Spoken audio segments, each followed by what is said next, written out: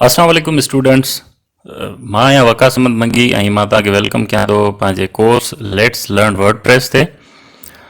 ही सिंधी academy.com ते मुंहिंजो पहिरियों कोर्स आहे ऐं हिन में असां सिखंदासीं त वर्डप्रेस आहे छा ऐं वर्डप्रेस खे कीअं इस्तेमालु कबो आहे ऐं वर्डप्रेस खे इस्तेमालु कंदे असां कहिड़े नमूने सां निहायत ई ख़ूबसूरत वेबसाइट्स क्रिएट करे सघूं था।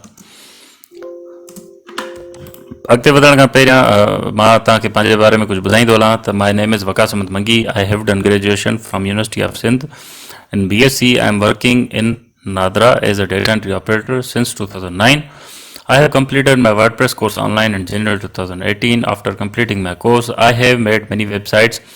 OnlineWapar.com is one of these websites, and now I have decided to share my knowledge to others as well as so others can also benefit from vast knowledge of WordPress and web designing. My course complete किया इन खां बाद में मां काफ़ी websites ठाहे चुको आहियां। मां ऑनलाइन फ्रीलांसिंग भी कंदो आहियां। अगर तव्हां फ्रीलांसिंग जे बारे में ॼाणणु चाहियो था त सिंधी academy.com ते डेडिकेटेड कोर्स आहे हिकिड़ो फ्रीलांसिंग जो, तव्हां उहो बि अटेंड करे सघो था। ऐं हीअ जेका वेबसाइट आहे ऑनलाइन वापार, मां OLX.com जी तर्ज़ ते हिकु वेबसाइट क्रिएट कई हुई। जीअं तव्हां OLX जे बारे में ॿुधो हूंदो त जंहिंमें तव्हां एडवर्टाइज़मेंट वग़ैरह रखी ऐं तव्हां उन में पंहिंजा जेके न्यू या जेके ओल्ड आइटम्स आहिनि तव्हां उहे सेल आउट करे सघो था या परचेसिंग करे सघो था। साॻे तरीक़े जी वेबसाइट मां सिंधी में ठाही आहे। हिन में सेम तरीक़े सां तव्हां मुख़्तलिफ़ कैटेगरीज़ में पंहिंजा इश्तिहार रखी सघो था ऐं मुख़्तलिफ़ क़िस्मनि जा इश्तिहार रखी तव्हां उहे सेल आउट करे सघो था। मोबाइल जो इश्तिहार आहे या लैपटॉप जो इश्तिहार आहे, कुझु बि आहे, तव्हां उहो रखी करे ऐं उनखे सेल करे सघो था। ठीकु है, त थी वियो मुंहिंजो तारीफ़। हाणे अचूं था हिन कोर्स जे बारे में त हीउ कोर्स जेको आहे उहो छा आहे। I have design this course to teach you the basic skill of WordPress. हिन कोर्स में असां इंतिहाई बेसिक जेके स्किल्स आहिनि त वर्डप्रेस कीअं इस्तेमालु कजे असां उहे स्किल्स सिखंदासीं। After completing this course you will be able to make your own website. This course doesn't involve any web languages like Java or PHP because to make a website on WordPress you doesn't have to know any web language.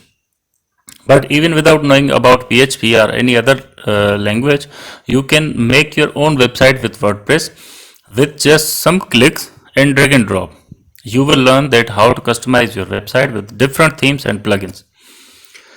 ही WordPress इस्तेमालु करण जे लाइ तव्हांखे कंहिं बि language जी knowledge हुजणु ज़रूरी न आहे। जीअं जावा आहे, PHP आहे या CSS आहे, उहा कहिड़े बि क़िस्म जी लैंग्वेज जेको आहे तव्हांखे अगरि नथी अचे तंहिंजे बावजूद बि तव्हां वर्डप्रेस खे इस्तेमालु करे इंतिहाई आसानी सां वेबसाइट्स क्रिएट करे सघो था। तव्हां उन में मुख़्तलिफ़ थीम्स एंड प्लगइन्स इस्तेमालु कंदो। थीम्स एंड प्लगइन्स छा आहिनि इहो अॻिते हली असां मालूम कंदासीं। What is WordPress? वर्डप्रेस छा आहे? WordPress is a CMS content management system, also called web engine. The WordPress हिकिड़ो कंटेंट मैनेजमेंट सिस्टम आहे जंहिंमें तव्हां पंहिंजो कंटेंट मैनेज कंदा आहियो। जस्ट लाइक वीडियोज़ थी वियो, इमेजिस थी वियूं, ऑडियो फाइल या ॿिया क़िस्म जा फाइल्स थी विया। CMS manages our online content like videos, audios, images and other files on an online server. तव्हां हिकिड़े ऑनलाइन सर्वर ते पंहिंजो फाइल मैनेज कयो था, उनखे कंटेंट मैनेजमेंट सिस्टम चवंदा आहियूं। ऐं वर्डप्रेस जेको आहे उहो कंटेंट मैनेजमेंट सिस्टम आहे। With WordPress CMS you can customise your content with themes and plugins. पर स्पेशलिटी छा आहे त वर्डप्रेस में तव्हां पंहिंजे कंटेंट खे कस्टमाइज़ करे सघो था थीम्स एंड प्लगइन्स जी मदद सां। थीम्स एंड प्लगइन्स छा आहिनि इहो अॻिते हली असां सम्झंदासीं। With WordPress CMS you can customise your content with themes and plugins. WordPress has user and email management. WordPress has built in document manager. WordPress जी जेका यूज़र मैनेजमेंट आहे, जीअं सिंधी academy.com ते स्टूडेंट्स बि आहिनि, टीचर्स बि आहिनि, पंहिंजो अकाउंट क्रिएट कनि था, पढ़नि था, इन खे असां यूज़र मैनेजमेंट चवंदा आहियूं। But WordPress is not the only CMS, there are a lot of CMS available. दुनिया में किथे बि मुख़्तलिफ़ क़िस्म जा काफ़ी CMS ऑलरेडी मौजूदु आहिनि। वर्डप्रेस सिर्फ़ु अकेलो CMS न आहे। One example is your Android mobile. Yes, Android device is also a CMS which manages your all content. WordPress is owned by the Automattic company. तव्हांजी जेका एंड्रॉयड मोबाइल आहे उहा बि हिकु CMS आहे। WordPress is free and open source and very simple to use. Currently, WordPress is the most popular website management system. It is used by more than 30% of the top 1 million websites. WordPress जेको आहे अगरि internet जी दुनिया में 10 लख websites जेके मौजूदु आहिनि त 10 लखनि मां 30% वेबसाइट्स जेके आहिनि उनजो 30% उहे वर्डप्रेस ते ठहियल आहिनि।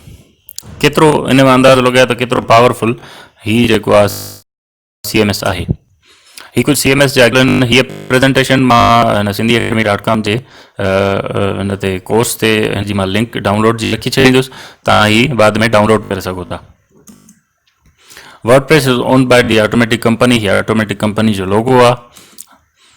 What can WordPress do? WordPress सां तव्हां ब्लॉग ठाहे सघो था, पंहिंजी ई-कॉमर्स जी वेबसाइट ठाहे सघो था, जीअं दराज़.com.pk आहे, अली एक्सप्रेस आहे, ऐं तव्हां कंहिं क़िस्म जी बिज़नेस वेबसाइट ठाहे सघो था, तव्हां न्यूज़ वेबसाइट ठाहे सघो था, फोटोग्राफी जी वेबसाइट आहे, म्यूज़िक जी वेबसाइट आहे। उन खां पोइ WordPress is combination of following web languages. WordPress में जेके इस्तेमालु थींदड़ लैंग्वेजिस आहिनि उहे 5 लैंग्वेजिस आहिनि, HTML, CSS, PHP, MySQL ऐं जावा स्क्रिप्ट।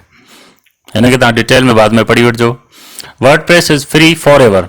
वाई? जॾहिं असां चऊं था त वर्डप्रेस हमेशह लाइ फ्री आहे, त वर्डप्रेस हमेशह जे लाइ छो फ्री आहे? हिकिड़ो क्वेश्चन रेज़ थिए थो ज़हन में, त वर्डप्रेस छो फ्री आहे?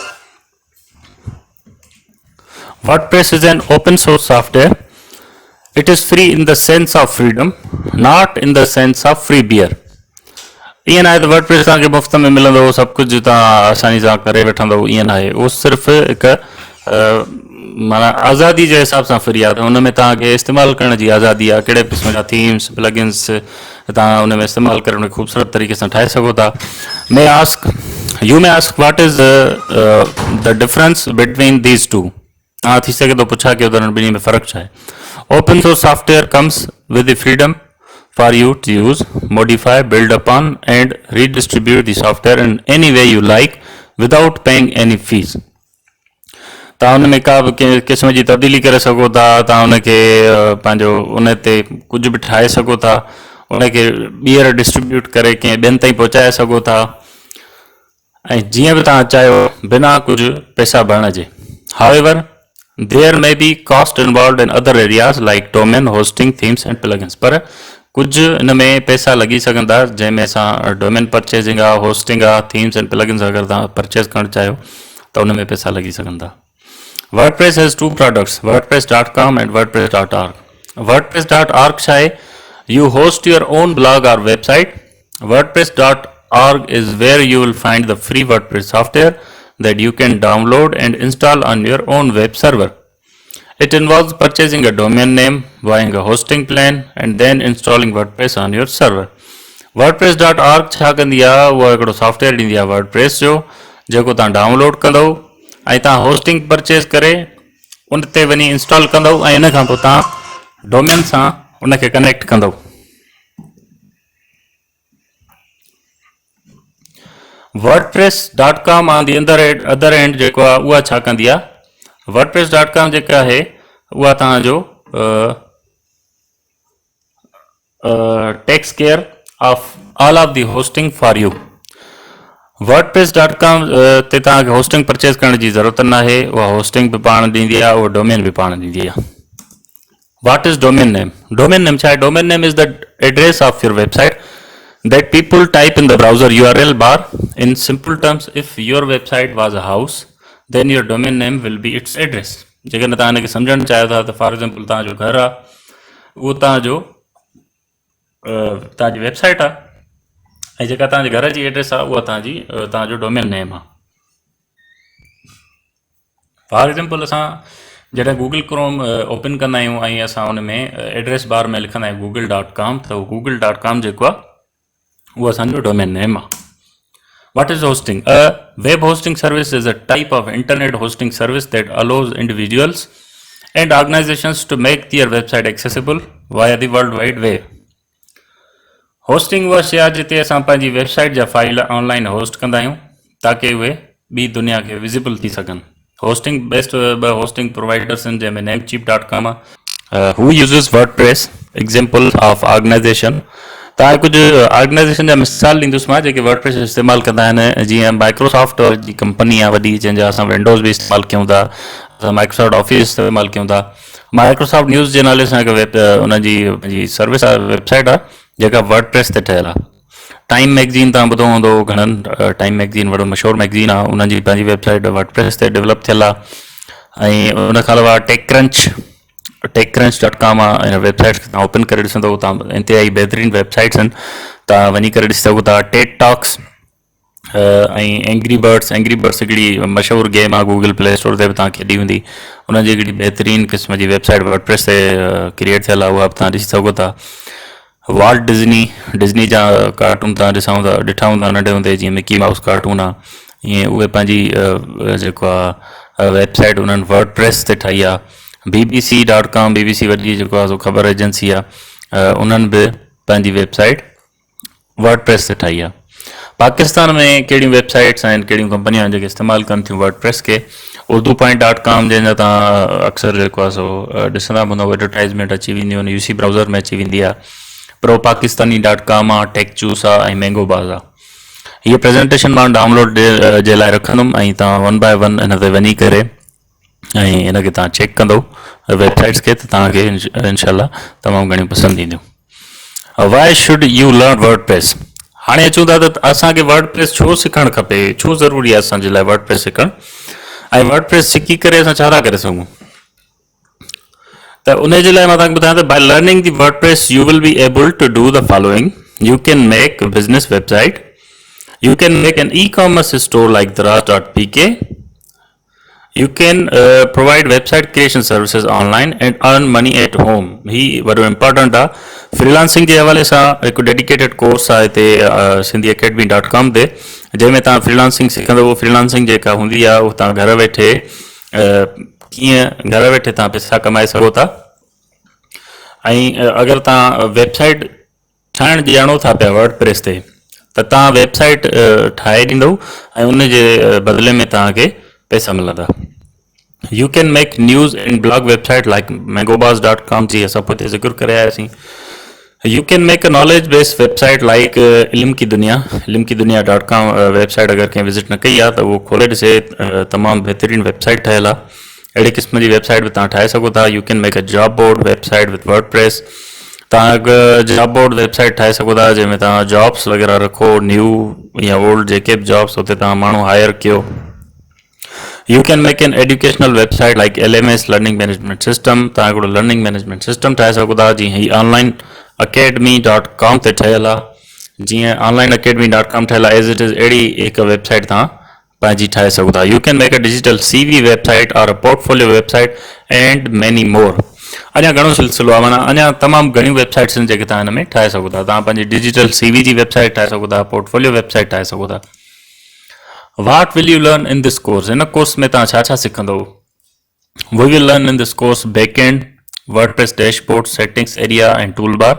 असां सिखंदासीं वर्डप्रेस जो डैशबोर्ड छा आहे, सेटिंग्स जी एरिया ऐं हुनजो टूलबार छा आहे। इहो आहे बैकएंड ते। वर्डप्रेस जा 2 एंड थींदा आहिनि, हिकिड़ो बैकएंड ऐं ॿियो फ्रंट एंड। असां सिखंदासीं त WordPress themes and plugins, how to use them. WordPress themes छा आहिनि, प्लगइन्स छा आहिनि ऐं उनखे इस्तेमालु कीअं कबो आहे। वर्डप्रेस पोस्ट छा आहिनि, पोस्ट में कैटेगरीज़ एंड टैग्स छा आहिनि, जिन खे असां टेक्सोनॉमी चवंदा आहियूं। टेक्सोनॉमी छा आहे। WordPress pages end user management जेका आहे उहा असां कीअं मैनेज कंदा आहियूं यूज़र्स खे, ऐं पेजिस कीअं क्रिएट कंदा आहियूं। मीडिया लाइब्रेरी जी management, uploading, editing and deleting different content, featured images, header and footers, widgets, sidebars and navigation menu, different WordPress editors, page builders। टे मुख़्तलिफ़ जेको आहे पेज बिल्डर्स आहिनि जिन में असां पंहिंजे पेजिस खे निहायत ई ख़ूबसूरत तरीक़े सां डिज़ाइन करे सघूं था, ऐं एतिरो आसानी सां जो असांखे सिर्फ़ु क्लिक करे ड्रैग एंड ड्रॉप करिणो पवंदो एलिमेंट्स खे, ऐं असांजी वेबसाइट डिज़ाइन थींदी वेंदी। उहे टे पेज बिल्डर्स आहिनि, एलिमेंटर, WP बेकरी ऐं DV। ऐं उनखां अलावा वधीक बि कुझु असां हिन में कोर्स में सिखंदासीं। उनखां पोइ क्वेश्चन एंड आंसर्स जो सेशन आहे। हाणे जंहिं बि स्टूडेंट खे को बि सुवालु आहे त हिन sindhiacademy.com जी वेबसाइट ते मां तव्हांखे ॿुधायां थो त तव्हां किथे क्वेश्चन करे सघो था। जीअं असां कोर्स में कंहिं में एंड थींदासीं, मां तव्हांखे तरीक़ो ॿुधाए थो छॾियां कहिड़े तरीक़े सां तव्हां पंहिंजो क्वेश्चन जेको आहे मूंखां पुछी सघो था। फॉर एग्ज़ाम्पल असां वञूं था पिया हिन visualstudio.net जे कोर्स ते।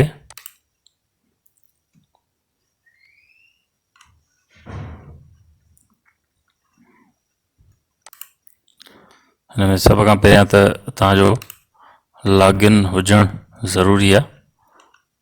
अच्छा, मुंहिंजो लॉगिन जो कोर्स न आहे। बहरहाल तव्हां वेंदव उन कोर्स में ऐं कोर्स में वञी करे तव्हां पंहिंजो क्वेश्चन जेको आहे रेस कंदव। हुते भरिसां ई लिखियलु हूंदो सवाल ऐं जवाब, ऐं सवाल ऐं जवाब में तव्हां पंहिंजो सवाल लिखंदव ऐं मां तव्हांखे हुते जवाबु ॾींदुमि। That's all, thanks. अल्लाह हाफ़िज़। इंशाल्लाह मिलंदासीं नेक्स्ट लेसन में।